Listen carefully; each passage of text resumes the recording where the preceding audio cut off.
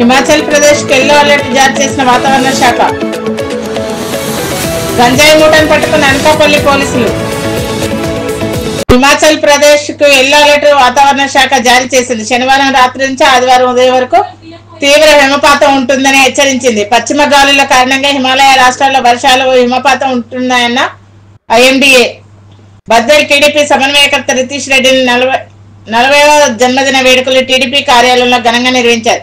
TDP Badvel పట్టణ అధ్యక్షుడు వెంగళరెడ్డి ఆధ్వర్యంలో నిర్వహించిన ఈ కార్యక్రమంలో టీడీపీ నాయకులు కార్యకర్తలు పెద్ద ఎత్తున పాల్గొన్నారు. ఈ సందర్భంగా భారీ కేక్ కట్ చేసి మెగా రక్తదాన శిబిరం, వృద్ధాశ్రమంలో అన్నదాన కార్యక్రమం ఏర్పాటు చేసి తమ అభిమానాన్ని చాటుకున్నారు.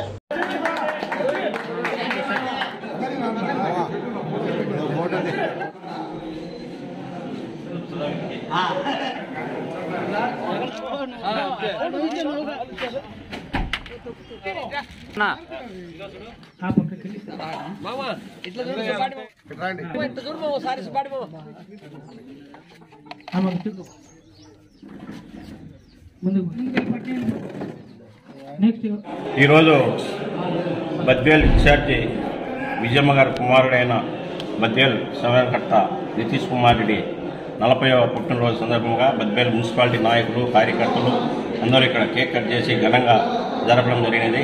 మరి మా యువ నాయకుడు రితీష్ రెడ్డి అన్న గారు ఈరోజు బద్వేల్ అభివృద్ధి కోసం ఎంతో పాటుపడుతున్నాడు. మరి బద్వేల్లో కాశీనాయన టెంపుల్ గురించి ఇప్పటికే 3 సార్లు ఢిల్లీకి పోయి అక్కడ మినిస్టర్లతో కానీ, మొన్న కడపకు వచ్చిన పవన్ కళ్యాణ్తో కానీ సంప్రదించేసి కాశీనాయన గురించి ఎంతో కష్టపడి గుడి నిర్మించాలని ఆయన సాయశక్తుల కృషి చేస్తున్నారు.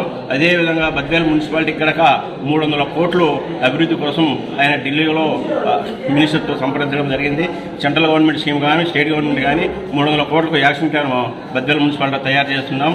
అదేవిధంగా సోమేశ్వర జలాశయాలు బద్వేల్ చెరువు నీళ్లు తీసుకొచ్చి బద్వేలి, అట్లూరు, గోపురానికి పుష్కలంగా సాగునీరు అందించాలని కనుక ఆయన తీవ్ర ప్రయత్నం చేస్తున్నారు. మరి ఆయన యువ నాయకుడికి ఇట్లాంటి పుట్టినరోజులు ఎన్నో జరుపుకోవాలని చెప్పి మా బద్వేలు ఆయనకున్న ఎంతో అభివృద్ధి కూటమి జరుపున అభివృద్ధి చెందాలని కనుక కోరుకుంటున్నాం.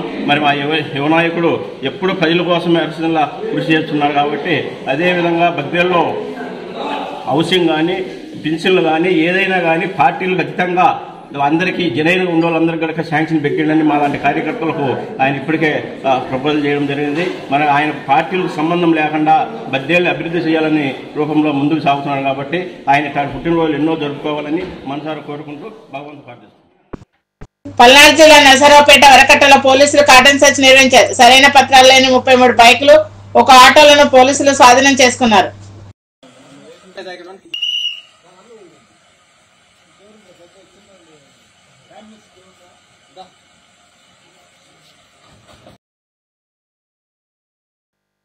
అనకాపల్లి జిల్లా అడ్డరోడ్డు వద్ద 22 ప్యాకులలో 120 కేజీల గంజాయిని కారులో తరలిస్తుండగా పోలీసులు పట్టుకున్నారు.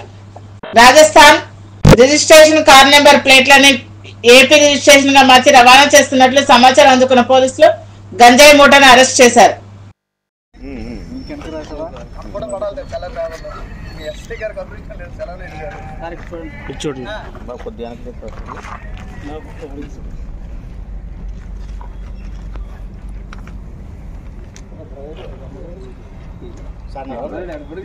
పట్టుకున్న ఆనందం